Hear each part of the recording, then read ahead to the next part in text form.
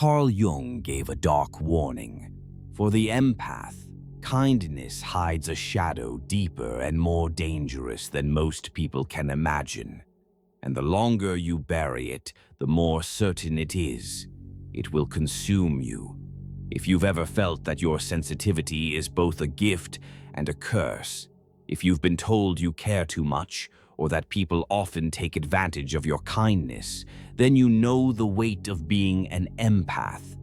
You give, you heal, you sacrifice, but in silence something grows inside of you, something you rarely acknowledge. That is your shadow. Carl Jung believed that the shadow is everything we deny, repress, or refuse to see in ourselves. And for the empath, this shadow is not harmless. It is the unspoken anger you swallow when others exploit you. It is the resentment that builds when your love is returned with betrayal.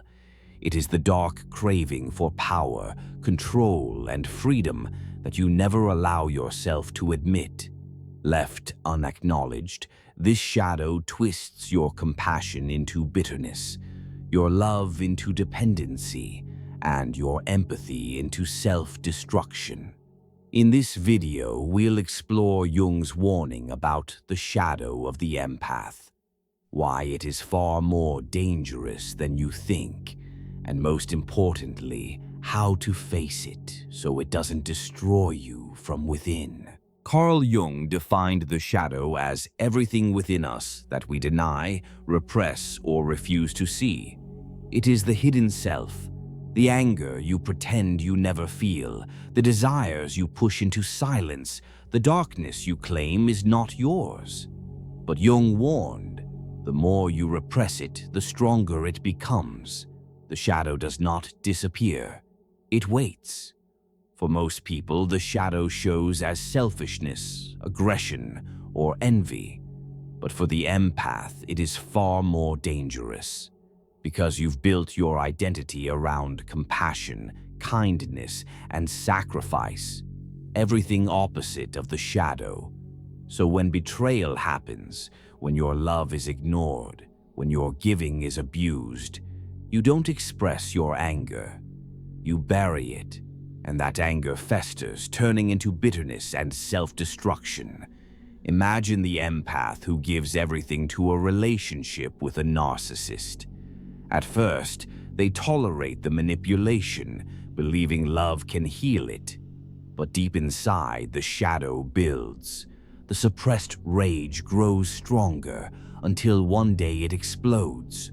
Or worse, it poisons every silent moment of their life. This is not weakness. This is the shadow, knocking at the door. Jung wrote, "Until you make the unconscious conscious, it will direct your life and you will call it fate." For the empath, this means, if you keep denying your shadow, it will shape your destiny. It will choose your relationships, it will fuel your suffering, and it will repeat the same cycle again and again until you finally face it. This is why the empath's shadow is not just darkness, it is a ticking time bomb. And the question is not whether it will surface. The question is, when and how destructive will it be? In the next part, we'll uncover why comfort, the very thing that feels safe, is the perfect trap that keeps the empath blind to their shadow. Picture an empath in a relationship with a narcissist. At first, they give endlessly, patience, care, forgiveness. They believe their love can heal, but the narcissist takes, manipulates, and drains. The empath tells themselves, "I can handle it. This is my role. I was meant to fix this." Yet inside, the shadow grows. The anger they never express turns into quiet resentment. The pain they never acknowledge becomes a constant whisper. You're being used. You're invisible. And one day, the empath either explodes in rage they never thought possible, or worse, they collapse inward, broken by the very compassion that once defined them.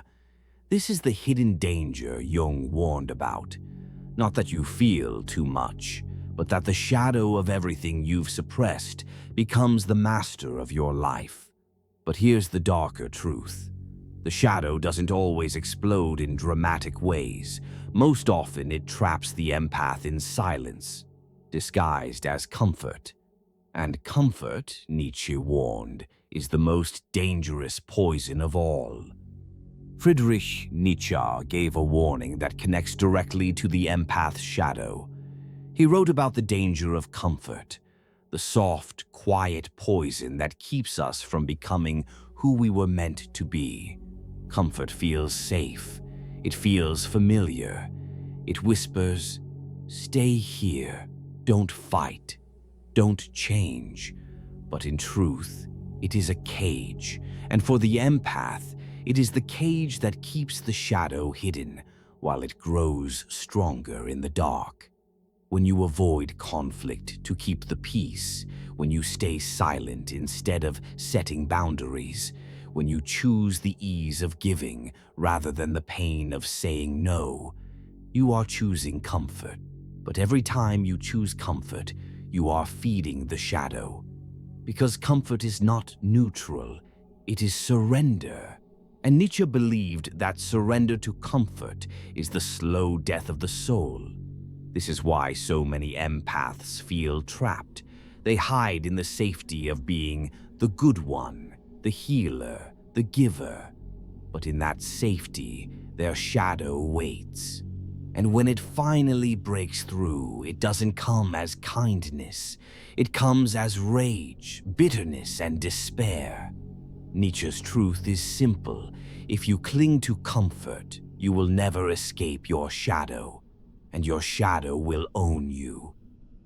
Carl Jung believed the shadow is not your enemy. It is your teacher. To integrate the shadow is to stop running from it and begin listening to what it wants to reveal. For the empath, this means facing the anger, the bitterness, the hidden desire for strength. Not to deny it, not to be consumed by it, but to transform it into power. You do this by setting boundaries where you used to stay silent, by admitting that your anger is real and that it is not evil. It is energy, by choosing discomfort instead of comfort, because discomfort forces you to grow. Jung called this process individuation, the union of light and dark, where the self becomes whole. The empath who faces their shadow no longer lives only as a victim. They become dangerous in the best way, someone who cannot be exploited, someone whose compassion is a choice, not a weakness. The shadow, once hidden, becomes strength, and in this strength, suffering is not wasted. It becomes the fire that forges a new self. So ask yourself, what part of your shadow are you still afraid to face? Because the longer you run from it, the more it owns you. But the moment you turn toward it, you begin to take your power back. In the next episode, we'll uncover why empaths are drawn to narcissists and how that bond is really the shadow at work.